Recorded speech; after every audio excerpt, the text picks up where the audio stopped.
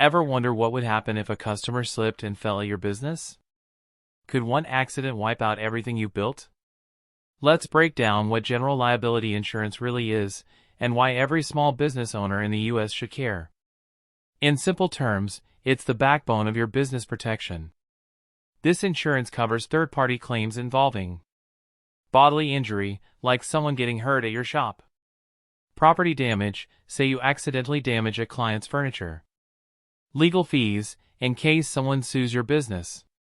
It's not about protecting your stuff. That's what property insurance is for. General liability is about protecting you from others' claims. Let's say you run a small bakery and a customer slips on a wet floor.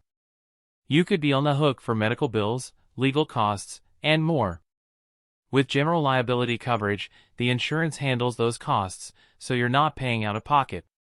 Whether you're a freelancer, contractor, or run a storefront, this is one of the first policies you should get. It builds trust, lets you sign contracts, and most importantly, saves your business from unexpected lawsuits. So now you know. General liability insurance equals protection, peace of mind, and professionalism. Are you looking for a trusted insurance provider who has a lot of experience?